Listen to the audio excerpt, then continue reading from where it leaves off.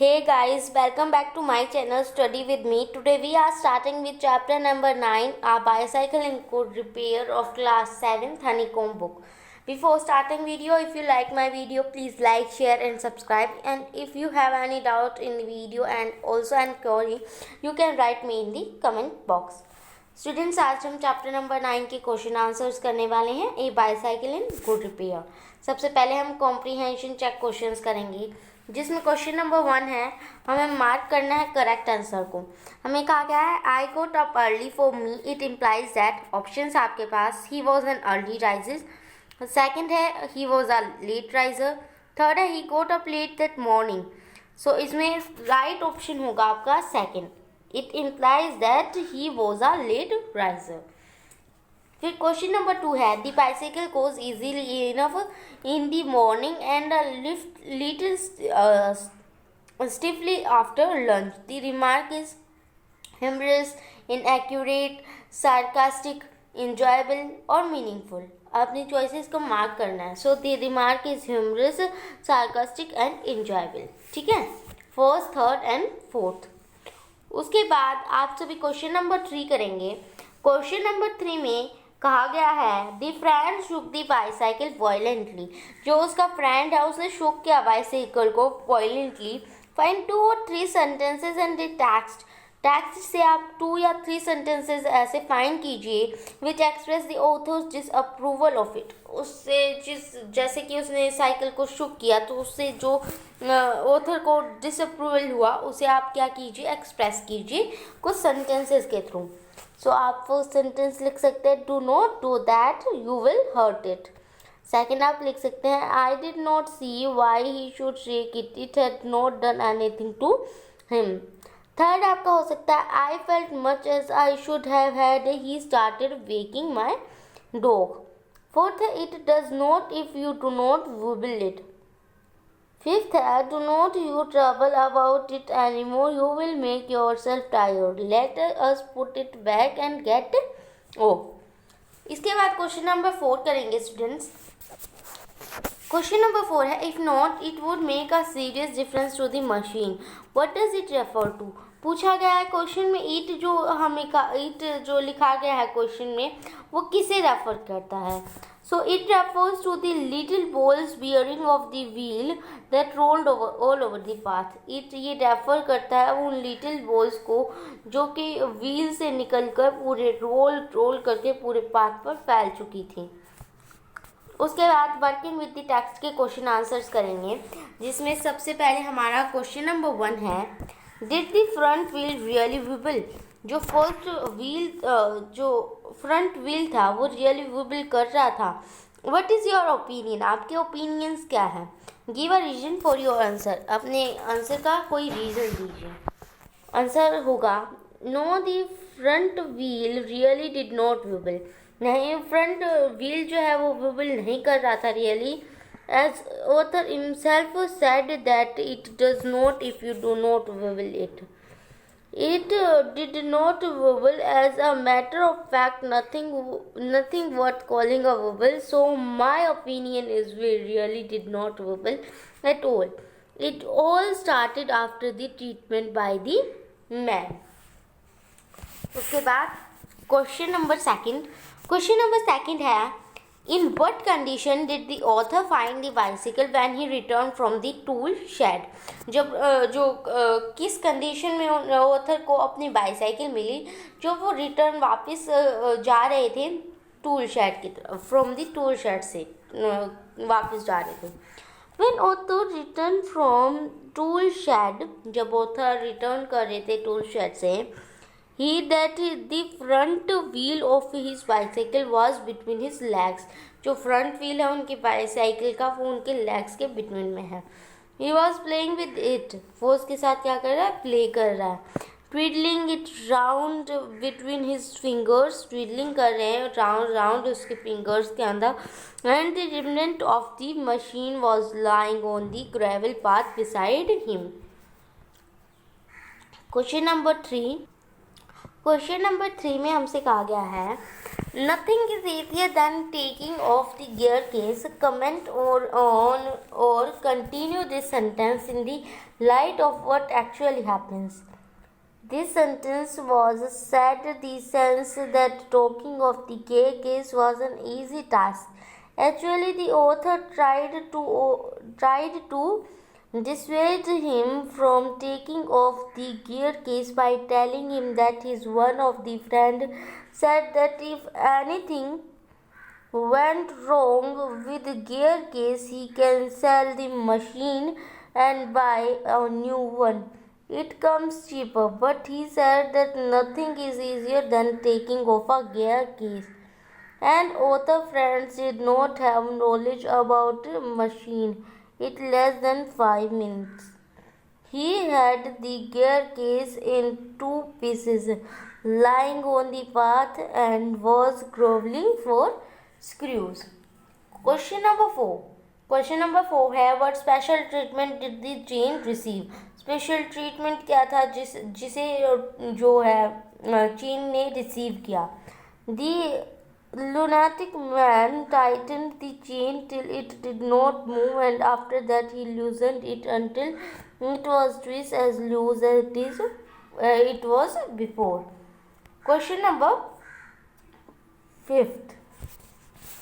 The friend has two qualities. Friend की two qualities थी. He knows what he is doing and is absolutely sure it is good.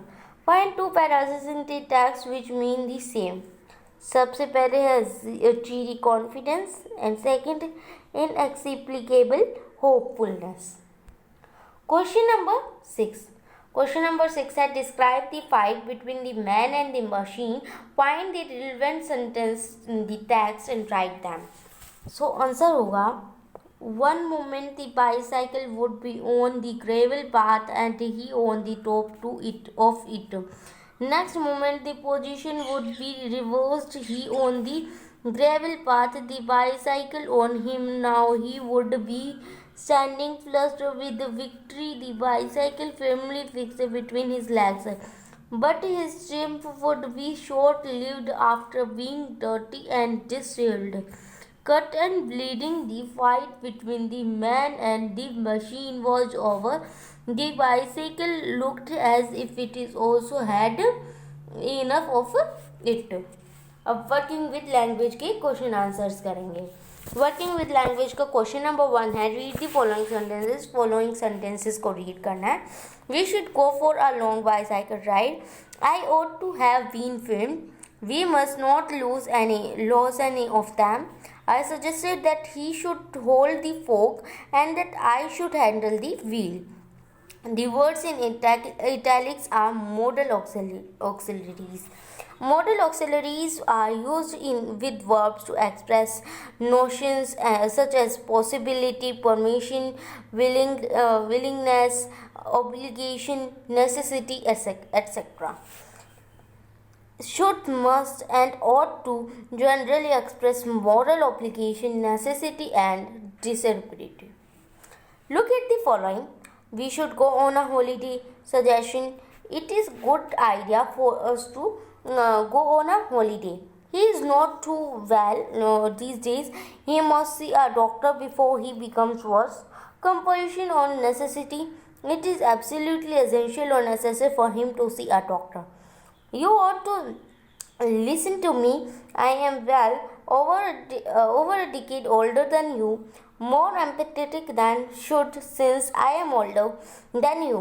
It is advisable that you listen to me. Not should and ought to are often used interchangeably. Question में हमें करने के लिए क्या कहा गया है? हमें कहा गया है rewrite each of the following sentences using should or to, must in place of italicized verbs. अब हमें रिराइट करना है सेंटेंसेस को, फॉलोइंग सेंटेंसेस को शुड और टू या फिर मस्ट लगाकर इटैलिसाइज्ड वर्ड्स की जगह. Make other changes wherever necessary. और अदर चेंजेस भी आप कर सकते हैं जो कि नेसेसरी हैं. ठीक है. उसके बाद अब आप करेंगे जैसे फर्स्ट सेंटेंस जो है उसमें है you are obliged to do your duty irrespective of consequences. आप इसे लिख सकते हैं you ought to do your duty irrespective of consequences. Second sentence है you will do well to study at least for an hour every day. होगा you should study at least for an hour every day. ऐसे ही आपका third sentence है the doctor says it is necessary for her to sleep 8 hours every night. So the doctor says she must sleep 8 hours every night. Fourth, it is right that you show respect towards elders and affection towards youngsters। आप इसे लिख सकते हैं you should show respect towards elders and affection towards youngsters। Fifth है if you want to stay healthy exercise regularly। आप इसे लिख सकते हैं you should exercise regularly to stay fit। ऐसे ही सिक्स्थ है it is good for you to take a walk every morning। You should take a walk every morning। Eighth sentence है it is strongly advised that you do not stand on your head।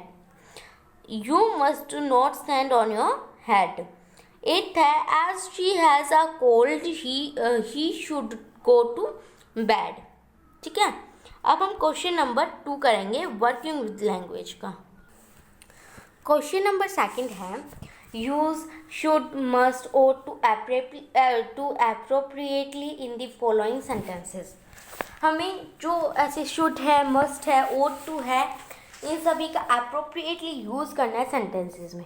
इसमें थोड़ा difference है, जैसे कि first question में हमने sentences को रिवराइट किया था ought to must और should को ऐड करके, बट इसमें क्या करना है हमें डायरेक्टली हमें ब्लैंक्स दिए गए हैं वहाँ हमें शुड ought to और मस्ट लगाना है।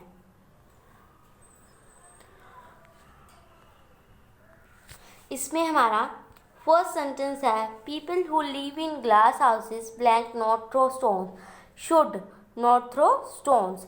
सेकेंड है you dash wipe your feet before coming in to the house specially during the trains. यहाँ ब्लैंक में फिल कर सकते हैं ought to। थर्ड है you dash do what the teacher tells us.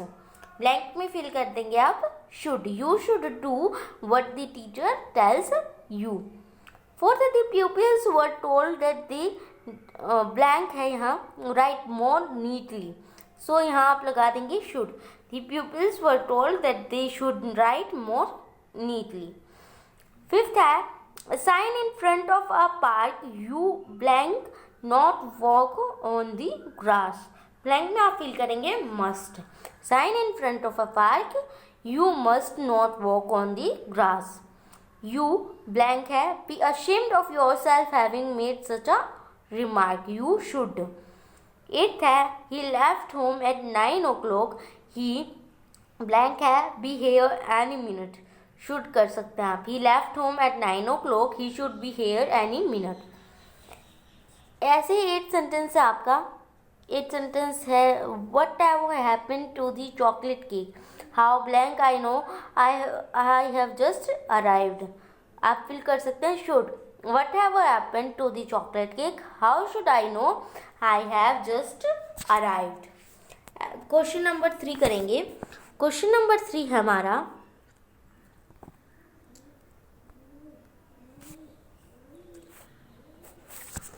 two or more single sentences can be combined to form a single sentence। Two और कुछ दो या दो से ज़्यादा सेंटेंसेस को मिलाकर वाक्यों को मिलाकर जो है एक सिंगल सेंटेंस बनाया जा सकता है। Read the following I made an effort and was pleased with my self. This sentence is in fact of combination of two sentences. अब ये जो सेंटेंस है ये फैक्ट है कॉम्बिनेशन का टू सेंटेंसेस के। जैसे फर्स्ट सेंटेंस है I made an effort, second है I was placed with myself. Now read this sentence. अब इन सेंटेंसेस को रीड कीजिए। I did not see why he should shake it. This is also a combination of two sentences. ये भी दो sentences का combination. कैसे? First sentence होगा I did not see, second होगा why should he shake it. Divide each of the following sentences into its parts. अब divide करना है हर एक सेंटेंस को उसके पार्ट्स में. राइट मीनिंगफुल पार्ट्स हमें लिखने हैं जिनका कोई मीनिंग हो. If necessary supply a word or to make each part meaningful. एक या दो वर्ड आप सप्लाई कर सकते हैं इसे मीनिंगफुल बनाने के लिए. सबसे पहले आपको दिया गया है I went to the tool shed to see what I could find. इसमें हमें 3 पार्ट्स में इसे डिवाइड करना है. आप कैसे कर सकते हैं? I went to the tool shed, second हो जाएगा I went there to see, और थर्ड हो जाएगा what I could find. Second है when I came back he was sitting on the ground. 2 parts आपको इसके करने हैं. ए हो जाएगा आई केम बैक और बी हो जाएगा ही was sitting on the ground. उसके बाद थर्ड है आपका, इसके आपको 3 पार्ट्स करने हैं. सेंटेंस है आपका we may as well see what's the matter with it now it is out. इसका हो जाएगा we may as well C. Second हो जाएगा what is the matter with it. See हो जाएगा इट इज आउट नाउ. इसके बाद fourth है हमारा he said he hoped we had got them all. 3 parts इसके आपको करने हैं. क्या हो जाएगा he said he hoped we had got them all. ऐसे ही आपको 5th कंप्लीट करना है. I had to confess she was right. इसके आपको 2 पार्ट्स में कन्वर्ट कर देना है. ठीक है, इसमें ए पार्ट हो जाएगा आई हैड टू कन्फेस और बी हो जाएगा ही वॉज राइट. उसके बाद क्वेश्चन नंबर 4. क्वेश्चन नंबर 4 है en acts as a prefix put at the beginning or as a suffix put at the end for to form new words. जो en है वो word के आगे लगाया जाता है परफिक्स बनाने के लिए और पीछे लगाया जाता है सफिक्स बनाने के लिए. जैसे आपको दिया गया है एन प्लस करेज. सो इसे आप ऐड करेंगे क्या बन जाएगा एनकरेज. सो ये क्या हो गया परफिक्स. एनकरेज क्या हो जाएगा परफिक्स. ऐसे ही आपका सफिक्स बन सकता है जैसे वीक प्लस en. सो क्या हो जाएगा वीकेंड. ठीक है, उसके बाद पढ़ते हैं en at the beginning or at the end of a word is not always a prefix or a suffix. जैसे कि en किसी वर्ड के स्टार्टिंग या लास्ट में तब जोड़ा जाता तो वो हमेशा परफिक्स या सफिक्स नहीं होता. It is then an integral part of the word. वो एक इंटीग्रल पार्ट बन जाता है वर्ड का कभी कभी. जैसे एंडिंग और बैरन. जैसे आप देखेंगे इसमें en स्टार्टिंग में लगा बट ये परफिक्स नहीं है और यहाँ लास्ट में लगा लेकिन ये सफिक्स नहीं है. उसके बाद फर्स्ट दिया गया है, फर्स्ट पार्ट आपके पास दिया गया है. Now arrange the words given in the box under the 3 headings prefix suffix and part of word. अब आपको en दिया गया है. ठीक है, अब आपको क्या करना है इसे 3 में कन्वर्ट करना है. जैसे कुछ आपको दिए गए हैं एग्जाम्पल्स और उन्हें क्या करना है आपको परफिक्स सफिक्स और पार्ट ऑफ अ वर्ड इनमें क्या करना है रखना है. जैसे आपके पास वर्ड्स हैं encourage, dampen, listen, barren, endanger, soften, fasten, enclose, weekend, even, enable, enclave. So आप इन सब परफिक्स में लगा सकते हैं एनकरेज, एंडेंजर, इनक्लोज, इनेबल. आप जैसे कि इन सभी में देखेंगे एनकरेज है एन प्लस करेज हुआ है. इन डेंजर है इन प्लस डेंजर हुआ है. इन्हें हम आसानी से अलग कर सकते हैं. ऐसे ही इन प्लस क्लोज हुआ है, इन प्लस एबल हुआ है. ये इन सभी में ई एन जो है सबसे स्टार्टिंग में लगा है और हम इन्हें अलग भी कर पा रहे हैं तो ये क्या हुआ परफिक्स हुआ. ऐसे सफिक्स में आपका हो जाएगा fast and dampen, soften, weekend. जैसे फास्ट प्लस en, डैम्प प्लस en. ठीक है, ऐसे ही सॉफ्ट ऐड कर देंगे en, वीक ऐड हो जाएगा en. सो इन सभी में लास्ट में एन जुड़ा है और अब फिर से हम इन दोनों को क्या कर सकते हैं, अलग कर सकते हैं। सो ये क्या हुआ, सफिक्स हुआ। लेकिन बैरन है, इवन है, लिसन है, इंक्लेव, ये क्या है, in part of a word, क्योंकि इनमें जैसे बैरन है इसमें एन लास्ट में लगा है, इसमें एन लास्ट में लगा है, इसमें भी लास्ट में लगा है, इसमें आगे लगा है ना। बट क्या है, हम इन्हें अलग नहीं कर सकते, यो क्या इसीलिए ये है पार्ट ऑफ वर्ब, तो ये इंटीग्रल पार्ट बन गया है वर्ड का, ठीक है। सो ये स्टूडेंट्स आज के वीडियो में हमने चैप्टर नंबर 9 के क्वेश्चन आंसर्स किए हैं। और अगर आपको वीडियो पसंद आई हो तो इसे लाइक, शेयर और सब्सक्राइब कीजिए। अगर आपको कोई भी डाउट हो, कोई भी क्वेरी हो तो मुझे कमेंट बॉक्स में लिख के ज़रूर बताएं। Thank you.